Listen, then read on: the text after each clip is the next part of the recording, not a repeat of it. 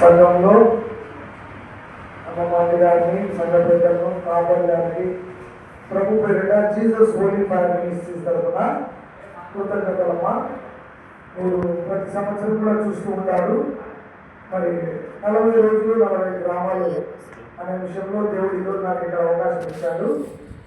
దాదాపు ఫిబ్రవరి 18 నుండి అనేక ప్రాంతాలు తిరుగుతూ ఆయన సువార్తను ప్రకటించుతూ ఉన్నాను. దేవుడి కృప ద్వారా ఈ 6వ సంవత్సరం, దాదాపు ఈ సంవత్సరం నేను కంప్లీట్ చేస్తే దాదాపు 250 గ్రామాలు. హల్లెలూయా చెప్పండి అమ్మా, హల్లెలూయా. చూడండి, ఈరోజు మన అంశము యెషయా గ్రంథంలో మరువని దేవుడు, ఆయన మరిచిపోని దేవుడు. ఎందుకు నేను ఈ వాక్యం ధ్యానించాలని ఆశపడుతున్నానంటే, సిలువ ఉపవాస ప్రార్థనలలో మనం ప్రతిరోజు ఇక్కడ ఉదయం, మధ్యాహ్నం, తిరిగి సాయంత్రం.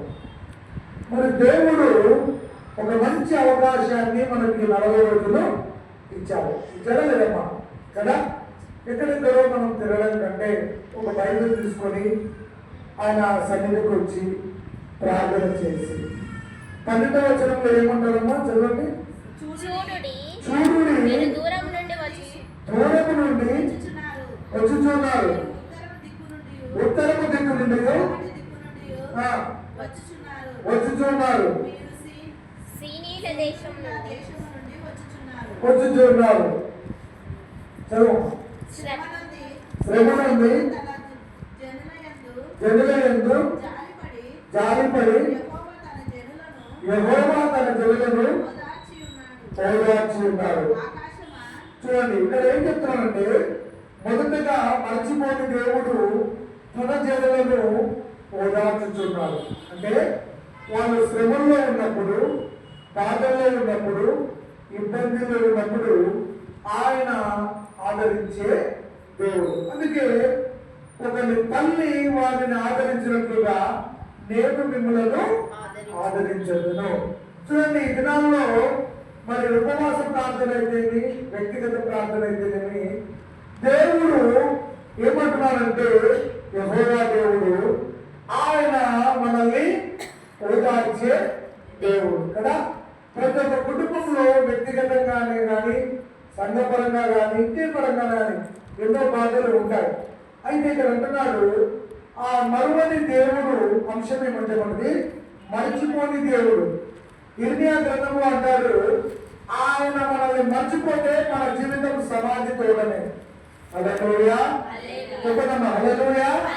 అందుకే ఆయన మరువని కాపరి, ఆయన కాపాడే కాపరి, ఆయన ఆశీర్వదించే కాపరి. ఉదయం వింటూ ఉన్నాం, మధ్యాహ్నం వింటూ ఉన్నాం, సాయంత్రం వింటున్నాం. అయితే మన మనస్సు మారకపోతే మన ప్రార్థనలో జీవము లేనట్టు అంటున్నాడు. ఇక్కడ ఏమంటున్నాడు? ఆయన మనల్ని ఓదార్చే దేవుడు. తర్వాత ఆదరణకర్త కదమ్మా.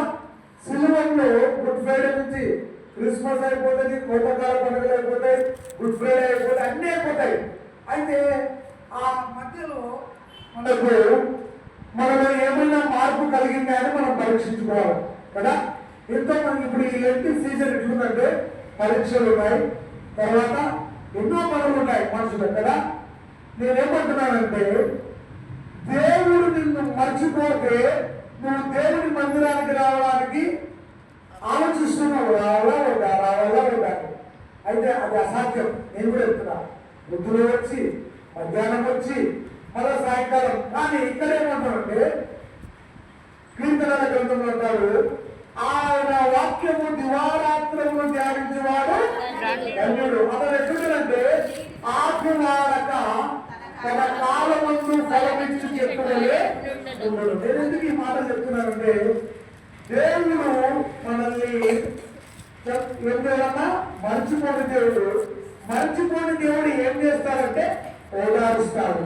తర్వాత ఆదరించే దేవుడు. తర్వాత దివారాత్రములు ఆయన సన్నిధిని మనము గడపాలి. ఉపవాస ప్రార్థన అంటే ఆయనను మర్చిపోకుండా ఆయనను ప్రార్థించడమే ఉపవాస ప్రార్థన యొక్క ఆశీర్వాదాలు.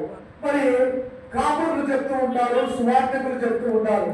చాలా సార్లు మరి నేను నరసాపురంలో ఆధారంలో వాక్యం చెప్తున్నప్పుడు ఆ సంఘము వాక్యం కొరకు ఆశ కలిగి ఉంది.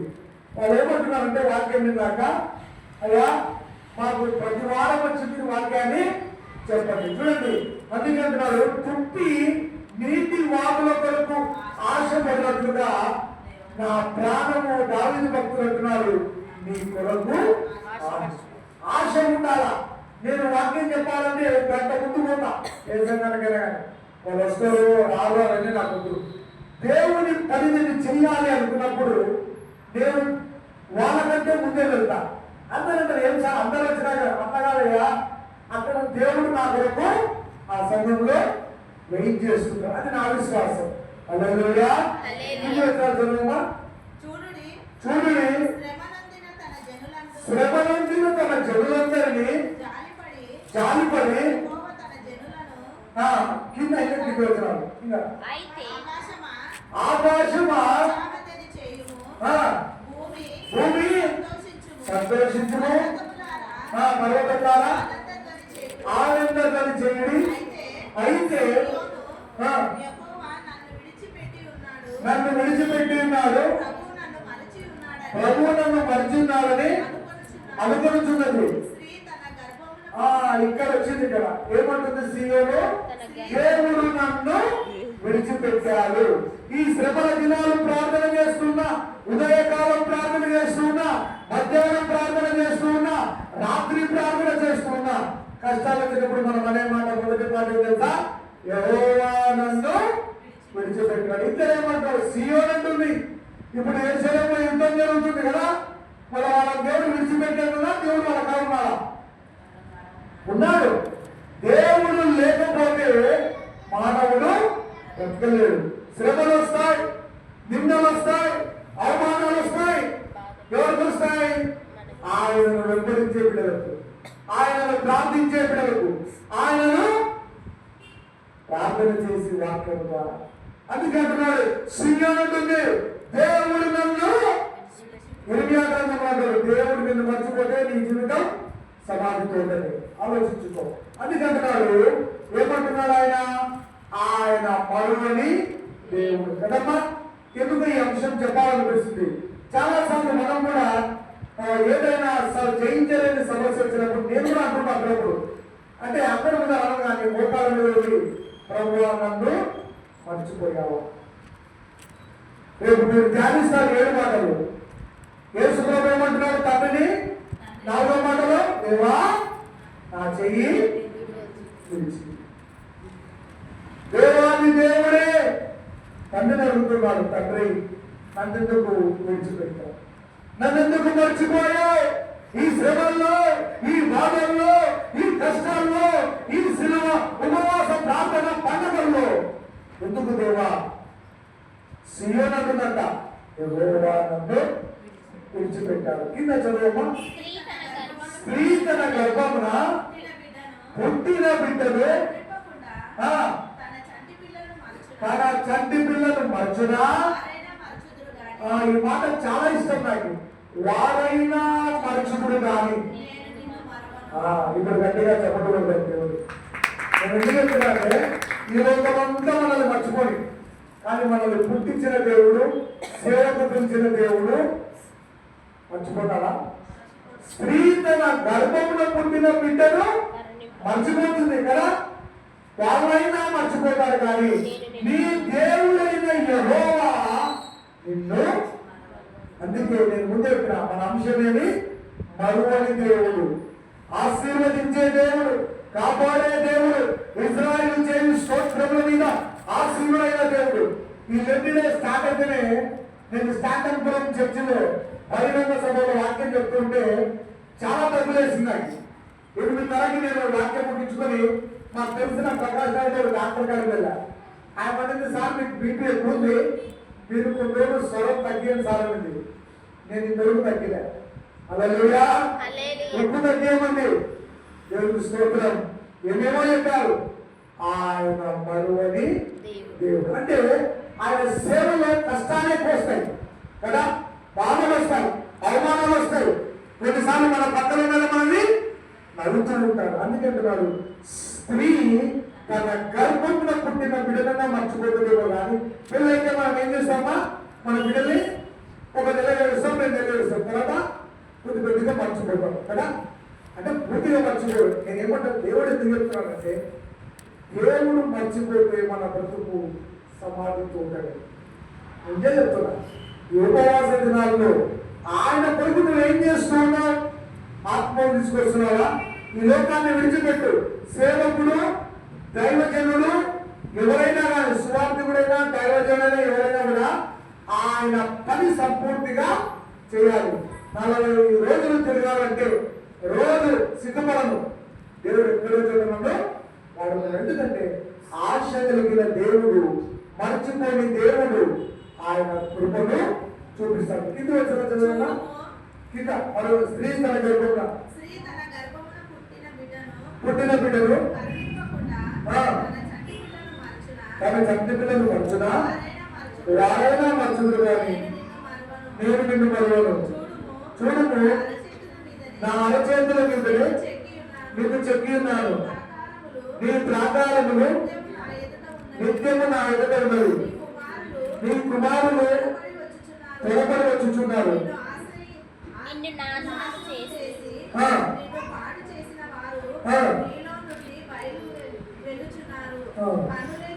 కనులెత్తి చూడుము, మీరందరూ కూడుకొనుచు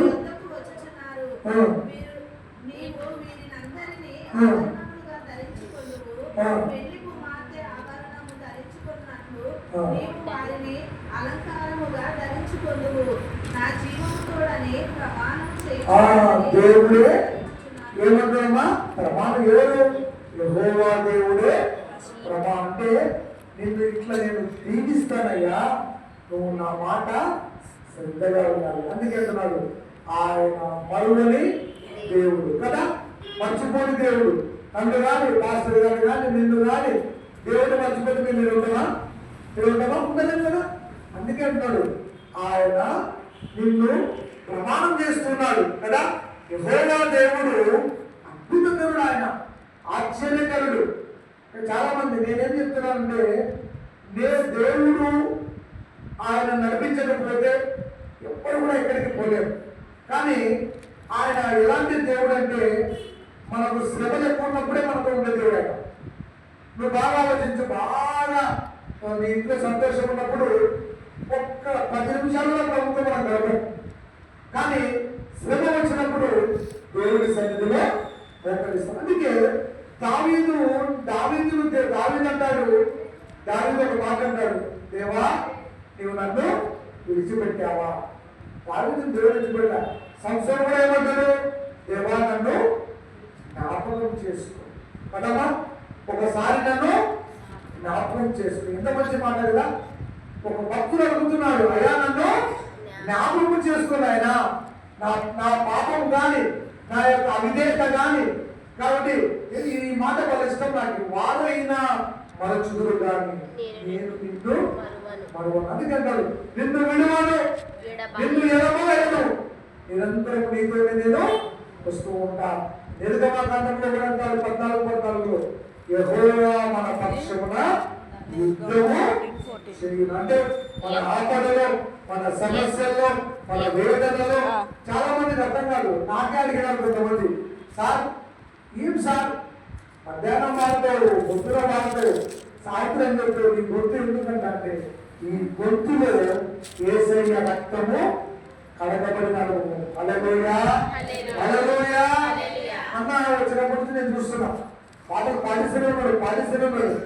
ఆ ఓపిక అవసరం మనిషికి.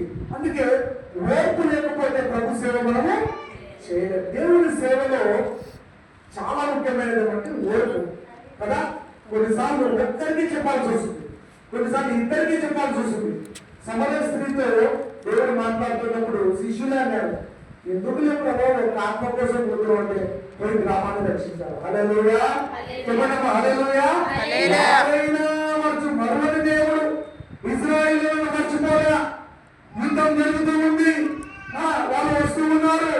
అయితే దేవుడే యుద్ధము చేస్తున్నారు. ప్రియులారా, ఈ మైకు ద్వారా వాక్యం వింటున్నారు. మీ కుటుంబంలో ఎందుకు మందిరానికి రాలేకపోతున్నారు?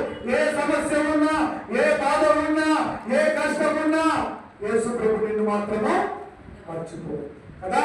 సిలువలో తన రక్తం కాచింది, ప్రాణం పెట్టింది మర్చిపోవడానిగా? నువ్వు అనేకులను శిష్యులుగా తయారు చేయడానికి వాక్యం. అందుకే యోహాను సువార్తలో అన్నాడు, ఆది యందు వాక్యం ఉండెను, వాక్యము దేవుని యొద్దెను, ఆ వాక్యము శరీరధారి కృపా సత్య సంపూర్ణుడుగా మన మధ్యలో నివసించాడు. అందుకే ఆయన విడిచిపెట్టే దేవుడు కాదు, మర్చిపోయే దేవుడు కాదు. అందుకే అంటున్నాడు, నీ కుమారులు త్వరపడి వచ్చేదరు. కాబట్టి మన జీవితంలో కూడా దేవుడు చాలా ఉన్నాయి వాక్యాలు. ఆయన దూతలు మన చుట్టూ ఉంటారట. నువ్వు ఎక్కడికన్నా దేవుడు పని చేయడానికి. ఈరోజు